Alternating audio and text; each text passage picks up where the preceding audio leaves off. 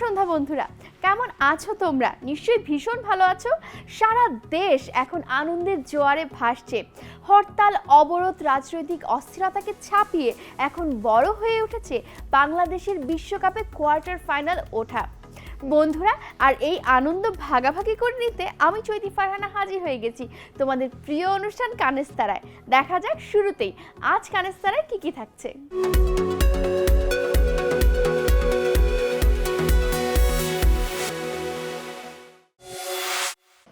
বিশ্বকাপ ক্রিকেট, জাতির পিতার জন্মদিন, নৌযাত্রায় শিশুদের নিরাপত্তা, সাহসী শাকিলের পথ চলা এবং সে কেমন হবে। যা বলছিলাম, বিশ্বকাপ ক্রিকেট। বাংলাদেশের খেলা মানেই টান টান উত্তেজনা, এক বুক আশা আর কোটি চোখের অপলক চেয়ে থাকা।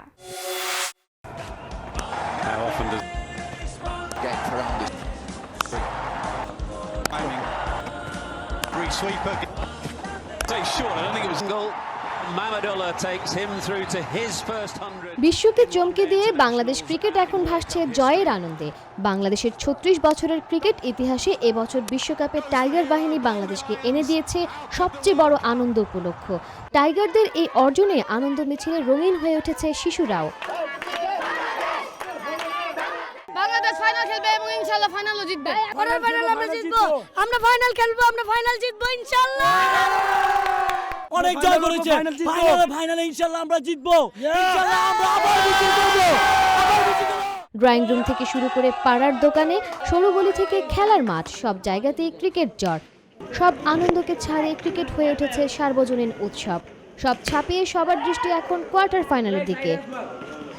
আমি এবার বাংলাদেশ কাছ থেকে একটু বেশি এক্সপেক্ট করতেছি। আমি চাচ্ছি যে এবার ইনশাল্লাহ ওরা ওয়ার্ল্ড কাপ আনবে। আমরা সব ফ্রেন্ডরা যখন একসাথে খেলা দেখি তখন একটা এক্সপেকটেশন থাকে যে আজকে বাংলাদেশ খেলবে, আমরা সবাই দোয়া করে এইভাবেই না। সবসময় চাই যে বাংলাদেশ জিতে, এবার তো বিশ্বকাপ সাপোর্ট করছে। ওরা যতটুকু চেষ্টা করছে করে যাচ্ছে, বাট আমরাও প্রে করি যেরকম ওরা ভালো খেলে।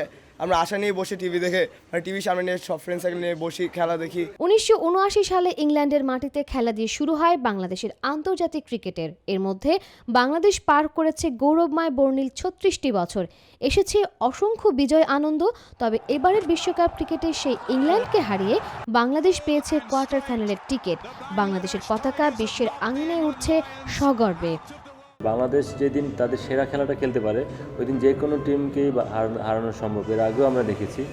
তো বাংলাদেশ ব্যাটিং, বোলিং, ফিল্ডিং তিনটি ডিপার্টমেন্টে যদি ভালো করে, আমি মনে করি কোয়ার্টার ফাইনালে জেতা সম্ভব। তো আশা করব এভাবেই চাপ, প্রেশারটাকে কন্ট্রোল করে তারা পারফর্ম করবে। টাইগার বাহিনীর সাথে সাথে শিশু, কিশোর আর সব বয়সের মানুষদের স্বপ্নটা কতদূর এগোবে কেবল সময়ে এটা বলবে। ক্রিকেট সকল পেশার, সকল শ্রেণীর মানুষকে একই স্বপ্নে বিফল করে রাখে। আর এর শুরুটা হয়েছিল 1971 সালে। দেশের মানুষকে একই স্বাধীনতার স্বপ্ন দেখিয়েছিলেন জাতির পিতা বঙ্গবন্ধু শেখ মুজিবুর রহমান। বিশ্ব মানচিত্রকে বদলে দিয়ে কোটি বাঙালির 100 বছরের স্বপ্নকে সত্যি করতে যিনি জন্মেছিলেন বাংলার বুকে, যিনি আজীবন লড়ে গেছেন অন্যায় আর নিপীড়িত বাঙালির পক্ষ হয়ে, যার হাতে রচিত হয়েছিল আমাদের স্বাধীনতার বিজয় গাথা, তিনি জাতির পিতা বঙ্গবন্ধু শেখ মুজিবুর রহমান। তিনি 1920 সালের 17ই মার্চ গোপালগঞ্জের টুঙ্গিপাড়ায় জন্মগ্রহণ করেন। শিশুদের মাঝে তার আদর্শ আর দেশপ্রেমকে ছড়িয়ে দিতে 1997 সাল থেকে এই দিনটিকে পালন করা হয় শিশু দিবস হিসেবে। আজকে শিশুরা তাকে কতটুকু জানে? বঙ্গবন্ধু হচ্ছেন একজন শ্রেষ্ঠ জাতির পিতা, একজন শ্রেষ্ঠ বাঙালির সন্তান। তিনি মুক্তিযুদ্ধের প্রধান নায়ক, কারণ সে যদি আমাদের মুক্তিযুদ্ধের জন্য ঘোষণা না দিত বা আমাদের আহ্বান না করতো তাহলে বাংলাদেশ কখনো স্বাধীন হতো না। ঐতিহাসিক ভাষণ দিয়ে 18 মিনিটের বক্তৃতা দিয়ে আমাদের এই দেশকে স্বাধীনতার ঐতিহাসিক শিহরে পৌঁছে দেন। তিনি যখন স্কুলে পড়তেন, একদিন তিনি যাওয়ার সময়, মানে তার স্কুলে রাস্তা দিয়ে যাওয়ার সময় দেখে গাছের নিচে একজন বৃদ্ধ লোক বসে আছে। তিনি খুব শীতে কষ্ট পাচ্ছিল, এমন সময় তার গায়ের চাদরটা তিনি তাকে দিয়ে দেয় যাতে তার শীতে কষ্ট না হয়। আমি একটা গল্প শুনেছিলাম যে তিনি যখন ছোট ছিলেন তার বন্ধু ছিল গোপাল, সে তার কাছে ছাতা ছিল না, সে ছাতার জন্য স্কুলে যেতে পারেনি বলে সে তাকে তার ছাতাটি দিয়ে দিয়েছিলেন। শিশুরা বঙ্গবন্ধু সম্পর্কে যতটাই জানে তার সবটুকু পাঠ্য বই সর্বস্ব। আসলেই তারা কতটুকু ধারণ করতে পারছে বঙ্গবন্ধুর আদর্শকে? আমি বঙ্গবন্ধুর আদর্শ মেনে চলতে চাই এবং তার মতো ভালোবেসে এই দেশকে গড়তে চাই। আমি তার কাছ থেকে শিখি, তার মতো আমি বড় মহৎ মানুষ হব এবং দেশকে সেবা করার জন্য যা কিছু করা লাগে আমি তাই কিছুই করব। বঙ্গবন্ধুর রাজনৈতিক জীবন নয়, তার ছোটবেলার জীবন আদর্শ হতে পারে আজকে শিশুদের পথ চলার পাথেও। তবেই এই শিশুদের জীবনের উদ্দেশ্য হতে পারে সর্বাঙ্গীন সফল ও সুন্দর। শিশু দিবসের প্রতিপাদ্য বঙ্গবন্ধুর আদর্শের বাংলাদেশ গড়া, আর সেটি সম্ভব হবে শিশুর অধিকার এবং নিরাপত্তা নিশ্চিত হলে। শিশু নিরাপত্তার করুণ চিত্র ধরা পড়ল সদরঘাট লঞ্চ টার্মিনালে। নৌ পরিবহন আর লঞ্চ দুর্ঘটনা, কথা দুটি যেন একেবারে ওতপ্রোতভাবে জড়িত। দক্ষিণ ও দক্ষিণ পশ্চিমাঞ্চলের অধিকাংশ যাত্রীর ভরসা এই সদরঘাট লঞ্চ টার্মিনাল। অসংখ্য যাত্রীর মধ্যে তোমাদের মতো শিশু কিশোরের সংখ্যা চোখে পড়ার মতো। সবার চোখে মুখে বাড়ি যাওয়ার আনন্দ, তবে শঙ্কা কাজ করে লঞ্চ ডুবিরও। এই নিষ্পাপ চোখগুলো কিছুক্ষণের মধ্যে ঢলে পড়বে ঘুমের দেশে। ঘুম ভেঙে পরের দিনের সূর্য যেন তারা দেখতে পায়, সেটি নিশ্চিত করতে কতটুকু প্রস্তুত এই লঞ্চগুলো? গত কয়েক বছরে আমরা যে লঞ্চ ডুবিগুলি দেখেছি, তদন্ত করার পর আমরা যে জিনিসগুলি পেয়েছি, এর মধ্যে একটা হলো মূল মেজর কারণ হলো হিউম্যান এরর। নৌযান যারা পরিচালনা করে তাদের তাৎক্ষণিকভাবে সিদ্ধান্ত গ্রহণে ভুল। 6 জনে একটা লাইফ বয়া করে দেওয়ার ব্যবস্থা করা হয়েছে। কাগজে কলমে এসব নিরাপত্তা সরঞ্জাম থাকলেও প্রকৃতপক্ষে এগুলো খুব একটা দৃশ্যমান না। লাইফ জ্যাকেট মূলত আছে 50টার মতো, আর আমাদের বয়া থাকে, বয়া আছে প্রায় 150-এর মতো। লাইফ জ্যাকেটগুলো তো আর বাইরে রাখা যায় না, ওগুলো তো তাহলে যাত্রী নিয়ে যাবে। বড় লঞ্চগুলোতে বয়া যে কয়টা আছে সেগুলো শিশুর নাগালের বাইরে। নিরাপত্তাকারীদের ভরসা শিশুর অভিভাবকের উপর। বাচ্চা কাচ্চা আছে, আমার বাচ্চা কাচ্চা বাঁচানোর লাগে আমার নিজের জীবন বাজি রাখতে হবে। কেমনে বাঁচাবো উপর মালিকে জানে। এরকম সিচুয়েশনে তো কখনো পড়ি না, তাছাড়া আমি নতুন, একদম নতুন ওই যে লঞ্চে, তো এরকম তো কিছু ভাবতে পারতেছি না। শিশুদের নিরাপত্তার ব্যাপারে সবাই প্রায় অসচেতন। শিশুরা নিজেরা কতটুকু সচেতন? হয়তো আমি কি করব, কিছুই আমার করার নেই। লঞ্চ যদি ডুবে যায় তাহলে আমার বাচ্চা নিয়ে আমি ঘাটনাঘাটি ঘাটবো, কিন্তু বলতে পারি না যে কিভাবে। আমি সাঁতার পারি না, তারা তো মারা যাবে না, এই নিষ্পাপ চোখগুলোকে দুর্ঘটনার কথা মনে করিয়ে দিয়ে আতঙ্ক ছড়িয়ে দেওয়ার কোনো ইচ্ছে আমাদের ছিল না। আমরা চাই কর্তৃপক্ষ তোমাদের মতো শিশুদের জন্য নিরাপত্তার ব্যবস্থা নেবে, সাথে সাথে তোমরা নিজেরাও সচেতন হও। তোমরা সকলে সাঁতারটা শিখে নেবে অবশ্যই। মন খারাপ হওয়া একটি পরিস্থিতি। আমাদের সকলেরই উচিত এইসব দুর্ঘটনা এড়ানোর জন্য সাঁতারটা শিখে নেওয়া। যেমন দারিদ্র্যকে এড়িয়ে শিক্ষার মাধ্যমে নিজের জীবনকে আলোকিত করার চেষ্টা করছে শাকিল।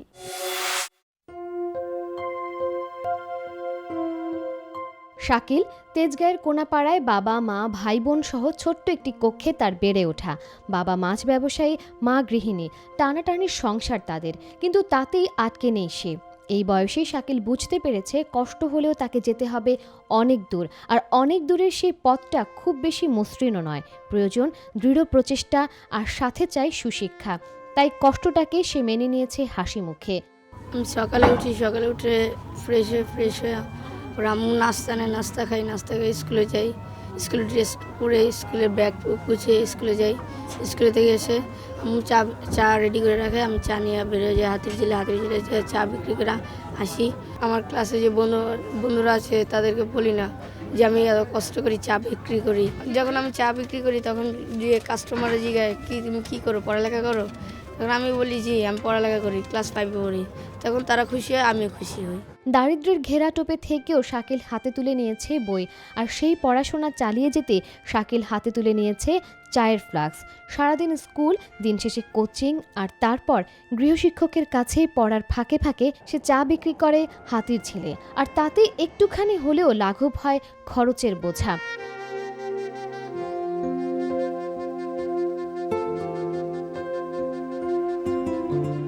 তিন ছেলেকে পড়াশোনা করিয়ে মানুষের মতো মানুষ করে তোলার ইচ্ছা শাকিলের মায়ের, আর তাই শাকিলের পড়াশোনায় অনুপ্রেরণা যোগান তার মা।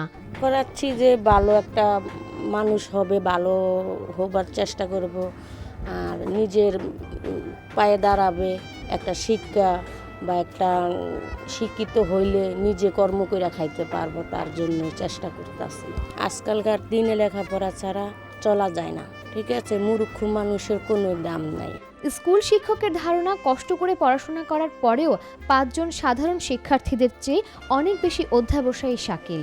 সত্যি কথা বলতে কি শাকিল স্টুডেন্ট হিসেবে খুবই ভালো,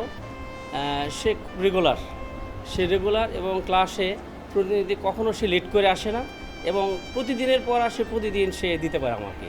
কেবলমাত্র হাতের ঝিলেই শাকিলের মতো রয়েছে আরও অনেক কর্মজীবী শিশু যারা শিক্ষার আলোয় আলোকিত হতে চায়। হয়তো একটুখানি ভালোবাসা আর আন্তরিকতা পেলেই তারা বদলে ফেলতে পারে জীবনের অনেক কিছুই। শিক্ষায় অংশগ্রহণ বাড়ছে বাংলাদেশের শিশুদের। দারিদ্র্যকে হার মানিয়ে সমান তালে এগিয়ে যাচ্ছে মেয়ে এবং ছেলে শিশুরা। তবে ছেলে মেয়ে উভয়ই কি সমান তালে মানসিকভাবে উন্নতি হচ্ছে? শিক্ষা ও কর্মক্ষেত্রে নারীর অংশগ্রহণ বাড়ছে খুব দ্রুত। পুরুষের পাশাপাশি নারীরাও বাড়ির বাইরে এসে কাজ করছে। কানাস্তারার 22তম পর্বে আমরা দেখেছি মেয়েদের মধ্যে প্রায় সবারই স্বাবলম্বী হওয়ার ইচ্ছে, তবে বিয়ের পর তাদের জীবনযাপন নির্ভর করবে তাদের জীবনসঙ্গীর উপর। তাই এই পর্বে আমরা জানতে চাইলাম একজন আদর্শ নারী এবং একজন আদর্শ পুরুষ বলতে তোমরা কি বোঝো। তাকে শিক্ষিত থাকতে হবে, যে কিনা আমাকে রেসপেক্ট করতে শিখবে, আমার ফ্যামিলিকে রেসপেক্ট করবে। সে যদি তার ওয়াইফকে রেসপেক্ট না করে তাহলে সে একটা ম্যান না। ও যেন আমাকে কখনো চাকরিতে চাকরি করার জন্য যেন কখনো বাধাগ্রস্ত না করে। প্রথমত অনেস্টলি, তারপর আমাকে বুঝবে, সে আমাকে সব কাজে সাপোর্ট দিবে। আমার মতো একজন আদর্শ পুরুষ হতে হলে তাকে সত্যবাদী হওয়া উচিত এবং তার কণ্ঠে আমরা একটা ভাব থাকা যায় যাতে বোঝা যায় সে একজন বীর পুরুষ। তার সম্মান থাকবে, তারপরে যে এলাকায় যারা আর কি আছে তাদের ভালো জানবে, সংসারের বাজারঘাট করা, তারপরে ঠিক আছে, তারপরে রান্নাবাড়ি, ঠিক আছে, তারপরে কাপড় চোপড় গুছানো ইত্যাদি অনেক। একজন নারীকে প্রথমেই শিক্ষার দিক দিয়ে শিক্ষিত হতে হবে। শিক্ষার দিক অনুযায়ী সে সেরকমভাবে জব করবে। একজন নারী হতে তাকে পর্দাশীল হতে হবে এবং তার কথার আওয়াজ সবসময় আমরা বলতে যাতে তার চার দেওয়ার এই কণ্ঠ অন্য কেউ বাইরে কেউ না শুনতে পারে, এইভাবে কথা বলতে হবে। সে আমাকে খুব ভালোবাসবে, আমার কথা মতো শুনবে এবং আমি যা বলবো তাই করবে। একটা আদর্শ নারী হচ্ছে যে কিনা নিজের সংসার বলেন, তার নিজের সংসার, তার বাবা মা সবাই টেক কেয়ার করবে, তার বাচ্চা, তার হাজবেন্ডকে অবভিয়াসলি টেক কেয়ার করতেই হবে। একটা নারী হিসেবে তাকে জব করা উচিত, সে নিজের পায়ে দাঁড়াবে। যখনই আদর্শ নারী কিংবা পুরুষের কথা আসে তখনই নিজের ভবিষ্যতের জীবনসঙ্গীর ছবিটা ভেসে ওঠে এই শিশু কিশোরদের চোখে। আর এখানে ছেলে ও মেয়েদের চিন্তাভাবনার মধ্যে দেখা গেল বিশাল একটা পার্থক্য। আমি অফিস থেকে এসে যদি রান্না করতে পারি, সেও নিশ্চয়ই পারবে। আমাদের এটাই ভাবতে হবে যেন আমাদের তারা সাপোর্ট করে এবং তাদের সাপোর্টের কারণে আমরা যেন নারী পুরুষ সমান অধিকার পেয়ে থাকি। এই অসামঞ্জস্যপূর্ণ চিন্তাভাবনা নিয়ে যারা বেড়ে উঠছে তারা পরিবার ও কর্মক্ষেত্রে একসাথে চলতে গেলে তার ফলাফল কেমন হতে পারে তা সহজে অনুমেয়। তাই যারা নারী জাগরণ নিয়ে কাজ করছে তাদের হয়তো এখন পুরুষের সচেতনতা বৃদ্ধি নিয়ে কাজ করার সময় চলে এসেছে। দেশকে এগিয়ে নিয়ে যেতে হলে সবাইকে একইভাবে একই লক্ষ্যে এগোতে হবে, সে হোক নারী অথবা পুরুষ। এগিয়ে যাও, কানেস্তারা দেখো। কানেস্তারা সম্পর্কে তোমাদের মতামত অথবা কি দেখতে চাও কানেস্তারায় তা আমাদেরকে জানাতে পারো আমাদের ফেসবুক পেজ কানেস্তারা, অথবা আমাদেরকে ইমেল করতে পারো info@kanestara.com এ। এছাড়া কানেস্তারা সম্পর্কে আরও জানতে চাইলে আমাদের ওয়েবসাইট ভিজিট করতে পারো www.kanestara.com এ। দেখা হবে আবারও, সেই পর্যন্ত ভালো থেকো, সুস্থ থেকো, সুন্দর থেকো।